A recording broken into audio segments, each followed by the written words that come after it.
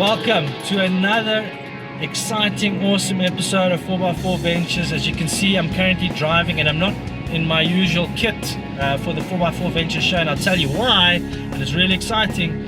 So I got a call last night from the guys over at BFGoodrich Tires South Africa. They phoned me and said, would I be interested in putting on a set of the new KM3 muds? Hell yes. And I'm on my way out to Centurion to go and meet Kurt and his team, who are going to fit the tires on for me. So this episode is going to be an episode on my initial impressions on the KM3 muds.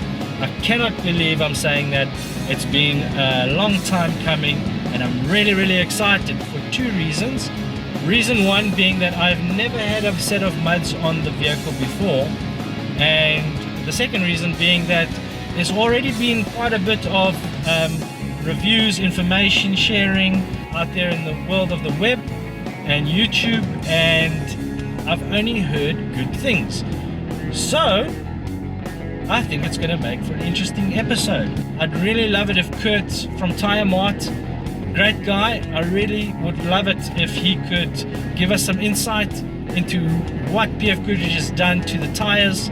Guys, I'm really excited. We're not too far away. I'll jump back in and give you some cutaways of these tires, how they look compared to the KO2s.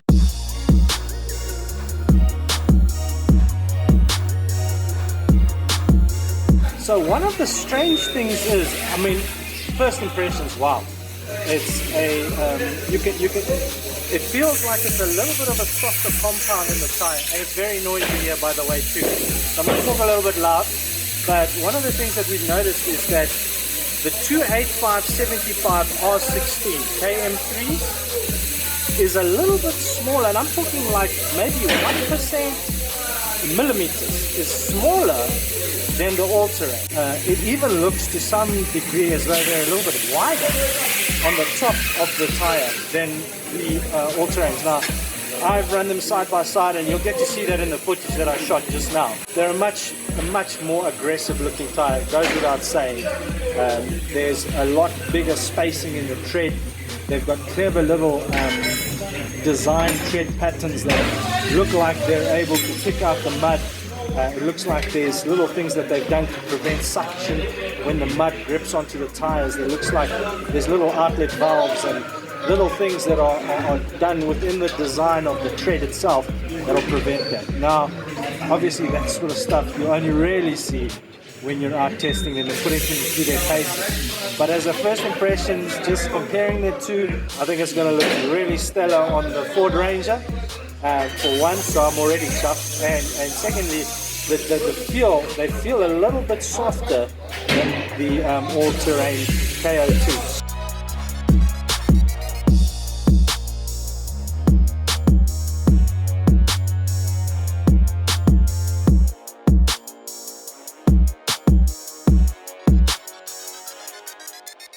Guys, I just want to welcome Kurt.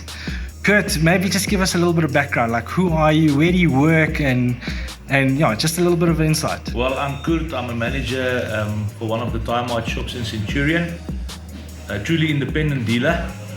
Fortunate enough to be a BF accredited store.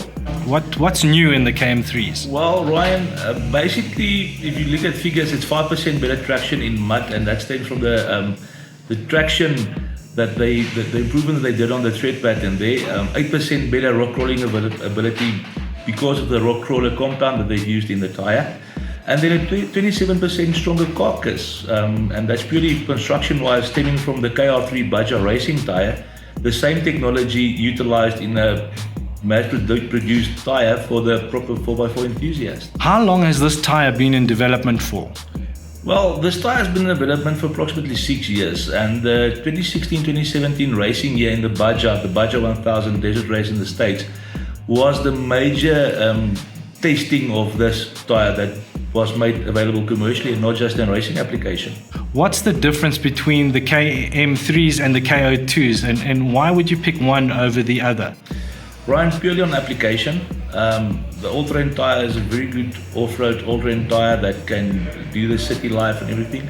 where the KM3 is a more robust, proper 4x4 off-road enthusiast orientated tyre.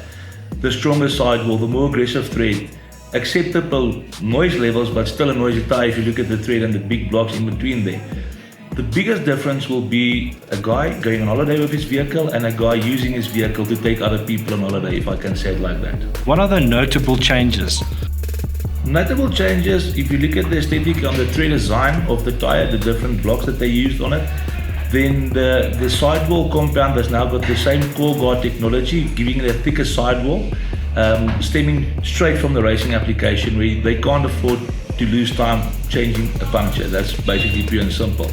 So the technology, the millions that's been used in the R&D and racing testing of this vehicle, we can now just copy and use it for everyday guys on their everyday 4x4s. What do you think people need to know about the KM3s? Well, the KM3s, it's a proper tyre. We can't stress it enough. If you're going to see the racing vehicles having this on it, in all our classes in South African rally scene, you will notice the KM3s.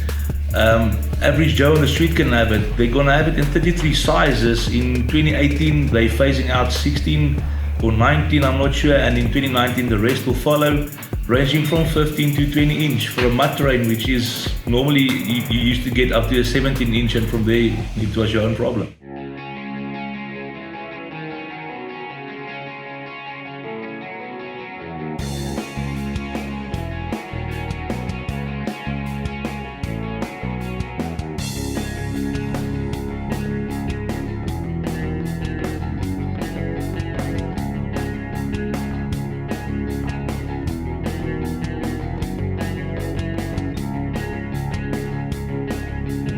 We're just done at Tyremart. Thank you so much to Kurt and his team for being really efficient in setting the KM3s up. So yes, the KM3s are fitted, and I've got to say, just from a looks point of view, and I'm sure you guys can see it on the footage, the vehicle looks really mean, looks tough. I think there is a little bit of an increase in road noise, but it's quite strange. It sounds beefy.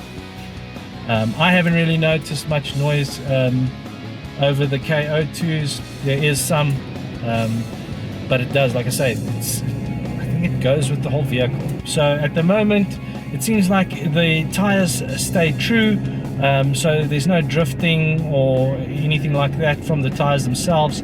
They are a somewhat softer compound than the KO2s, but I mean, that actually suits me. I found that the all-terrains, and maybe it was just the pressure I was running in the tires, but I always found them to be quite hard. I'm running the same pressure in these, and yeah, it feels though the tires are soaking up the little divots and little gnarly spots in the road. I'm really excited to put these tires through their paces and put them through what they're designed to do and see how they come out. I hope you enjoy this episode. If you do, share with friends and family. Add a comment or two.